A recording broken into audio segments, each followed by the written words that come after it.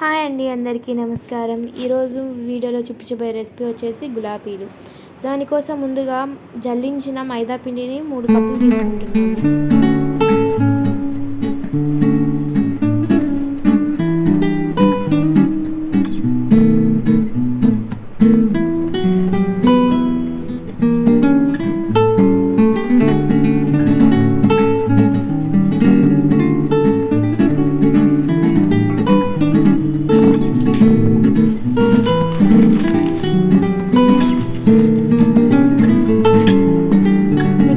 జల్లించిన వరిపిండి, అదే బియ్యపిండి, అది కూడా 3 కప్పులు. మనం ఎంత క్వాంటిటీలో మైదా పిండిని తీసుకుంటామో అంత క్వాంటిటీలో తీసుకోవాలి.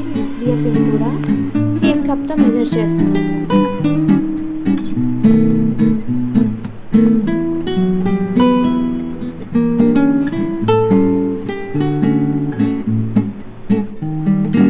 నెక్స్ట్ షుగర్, మొత్తం 6 కప్స్కి మేము దగ్గరగా 3 కప్స్ దాకా షుగర్ వేస్తున్నాము.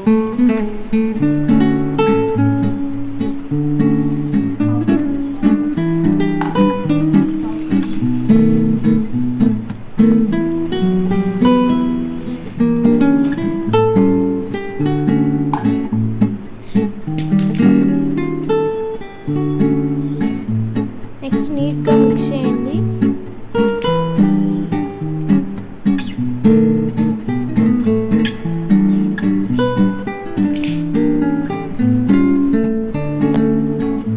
మేము మొత్తం టోటల్ పిండిని 3 కప్స్ మైదా, 3 కప్స్ వరిపిండిని మొత్తం 2 గిన్నెల్లోకి చేసుకున్నాం అన్నమాట.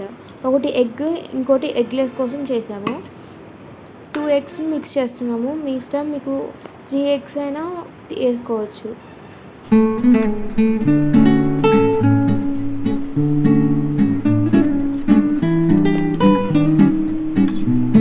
నెక్స్ట్ ఎగ్లోకి వాటర్ కూడా కలిపేసి మిక్స్ చేయాలి నీట్గా.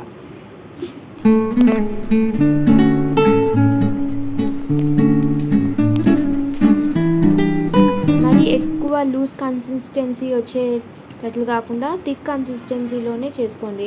ఎందుకంటే షుగర్ మెల్ట్ అయిన తర్వాత ఇంకా ఎక్కువ లిక్విడ్ అవుతుంది.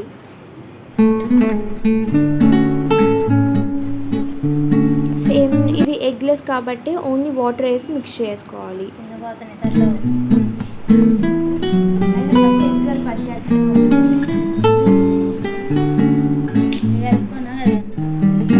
దాన్ని అలా పెట్టేసి 3 అవర్స్ తర్వాత చూద్దాం.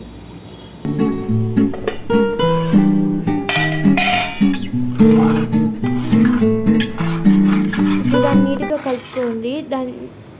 అదంతా మరీ ఎక్కువ లూజ్ కన్సిస్టెన్సీ కాకుండా నార్మల్ కన్సిస్టెన్సీలో ఉండాలి.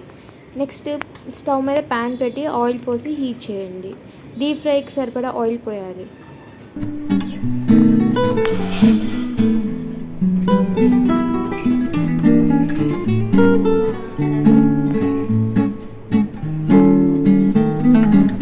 ఆయిల్తో పాటు మన గులాబీ గుత్త ఉంటుంది కదండి, అది కూడా ఆయిల్తో పాటే హీట్ చేయాలి.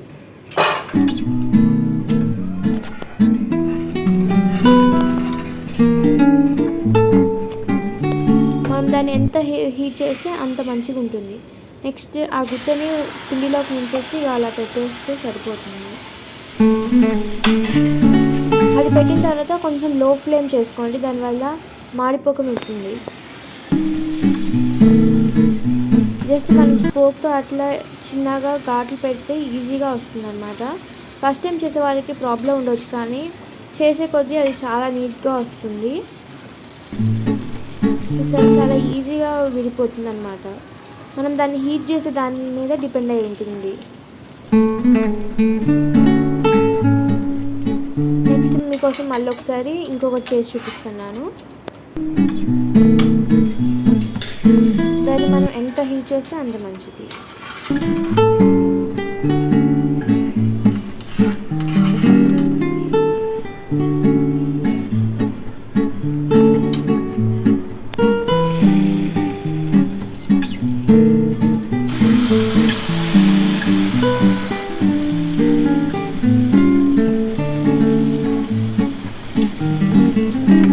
చూసారా ఎంతో ఈజీగా విడిపోతుంది. ఫస్ట్ టైంకి ఇప్పుడు సెకండ్ టైం కేక్ కూడా చాలా ఈజీగా వచ్చింది.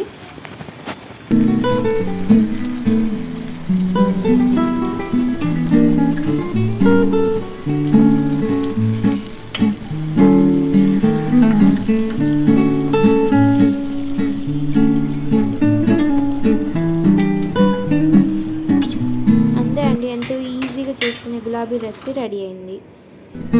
చూసారా ఎంతో క్రిస్పీగా చాలా బాగున్నాయండి. మీరు కూడా టేస్ట్ చేయండి, ట్రై చేసి చెప్పండి ఎలా కుదిరిందో.